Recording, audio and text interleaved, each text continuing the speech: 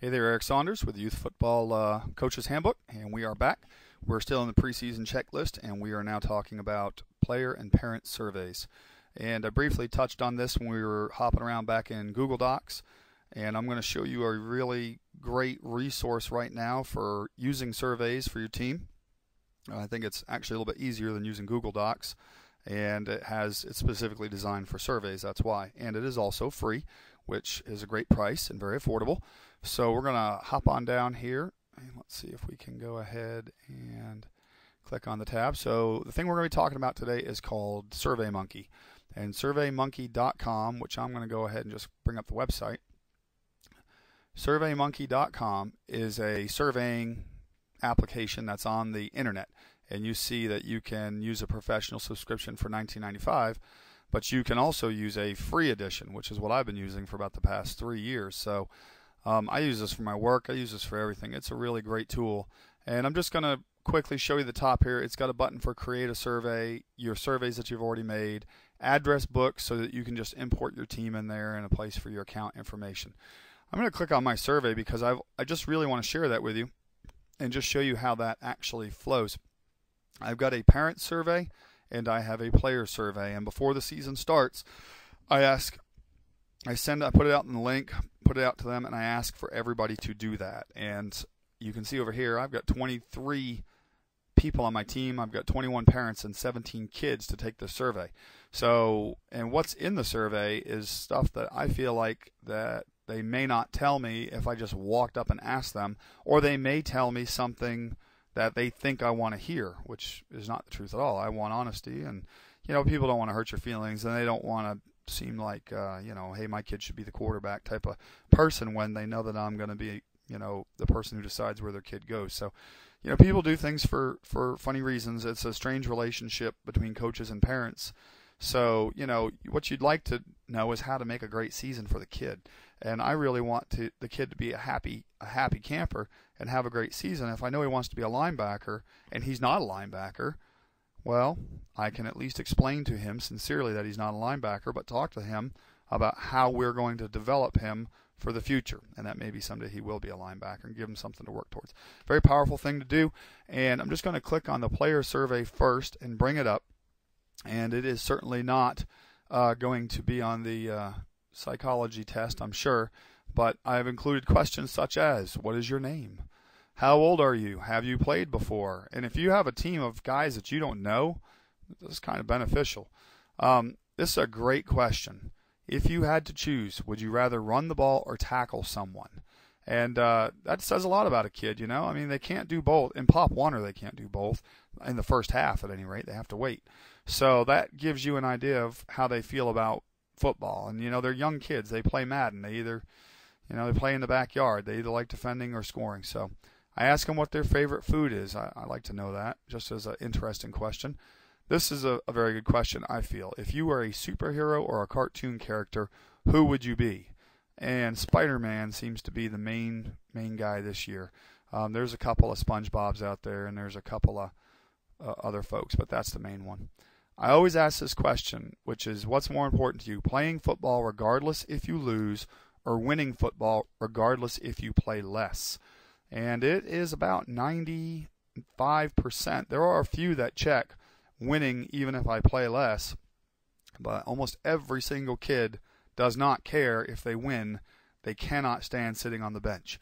And so this is something that I like to have this, because I'm going to summarize this thing. I'm going to send it out to everybody and tell them, between the players and parents, as a team, we care about playing. We do not care about winning, according to what you've told me. So if I'm making decisions about playing time in the game and putting people in at certain positions because I want them to enjoy themselves, and somebody says, well, you did this, that could have cost us the game, which really hasn't happened in years. But at any rate, I mean, nobody said anything. I'm sure I've cost us a few games in the last year or two. But I can always come back to this and say, well, we're here to play, not to win. That's what you guys asked for, and that's what you got. So which position would you most like to play on offense? You'd be amazed how many kids. I had a lot of guys, they choose the line. They think that's what they want to do, and they choose it for one reason or another. Sometimes kids will surprise you, and they'll pick something that, you're looking at the kid as a coach. We all know what lineman looks like, right? Wrong, we don't. So, it's nice for them to pick it. And I ask the same thing of defense, and if it comes down to it, I'd rather let the kid try to play. What's the difference between the kid playing defensive end and cornerback? I mean, he should be faster at cornerback, but if he really wants to be a defensive end, why not? If you can do it, it's nice to take that into consideration. And then I ask, what is the reason you have decided to play football this year? And, the kids, that's you get a little bit of everything there. They don't know how to answer that one sometimes, but it's interesting to hear what they say. The parent survey is pretty well the same thing. The parent survey asks for their name. It asks them how long their child's been playing football. You'd be amazed how many parents don't know, and the child and the parent answer differently. It's kind of interesting. What are your expectations, hopes for this season? Great question. They always put down they want their son to be taught. They want their son to get discipline, learn life lessons. They really never put anything down about winning a state championship. So it's a great question. And again, I'm going to summarize this. I take all the names out, but I put all the answers down. I X out the names, and I publish this. I publish this right to the internet. I mean, nobody knows who said what, but then they can read it. I mean, and when you can put down 25 things that the parents said they wanted to accomplish, A, you have clarity into what they want, and B, everybody is on the same page. Everybody understands, and it really makes things run much more smoothly. It's about 50-50. Whether the parents, do you think your child would rather run the ball or tackle somebody? And I'll just accuse the fathers. I am one. What we think our kids want to do and what we want our kid to do and what our kid wants to do, usually two totally different things. I ask the parents what their favorite food is. We will be dining together occasionally, so I like to know that. And usually just getting ready for my meetings with the parents, I like to know stuff. I ask them the superhero question. It's funny. It makes for an interesting Halloween party. What's more important to you, playing, winning? A few more parents choose winning than the kids do, but it's still mostly playing. And then what's the most important thing the coach can do to make this season success for you? And for the most part, they always say, keep it positive, don't scream at my kid, be fair, teach them football, the usual stuff. And then we have a bowl game, so I ask up front if they're interested in participating in a bowl game. And then what is the reason you have decided to have your child play football this year? So all of those questions feed into setting expectations for myself, understanding who it is that I'm coaching and who their parents are, and just getting everybody on the same page. So it's a very useful tool. I'm going to go ahead and get back here to the home page. Actually, I'm going to go to My Surveys. And just quickly, hopefully I won't have to edit this out, but if you go to Analyze the Parent Survey, what's going to come up is a list. You can put up all the replies, so all their names, all the results are here. How many took this? What are the expectations? It summarizes it all in one place. If I do show replies for your hopes for the season, there it is. Improve the skills, have fun. You can go right down the list and everything. So do you think your child would rather tackle or run the ball? Your favorite food? The superheroes is kind of funny. And so Superman, Invisible Woman. A lot of people want to be invisible. I don't know who that is, but it seems to be 18 people chose playing even if we lose. 4 people chose winning even if my child plays less.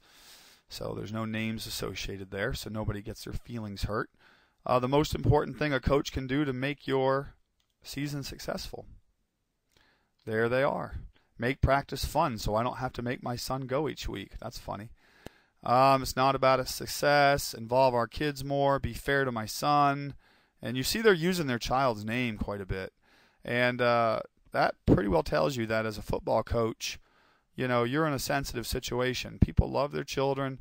If they have spent money, if they've spent money to have them play, they feel like you're responsible for delivering some type of efficient product. And they're right. I mean, if you accept the responsibility of head coach, you owe it to them, and you owe it to the kids. And if you do these types of things, you'll find that your season will probably be a lot smoother and a lot more enjoyable for you. Nobody wants to have, issues that take away from the actual enjoyment of coaching football. This is one tool I think will really help you to eliminate that. So, all right, we're on to the next chapter.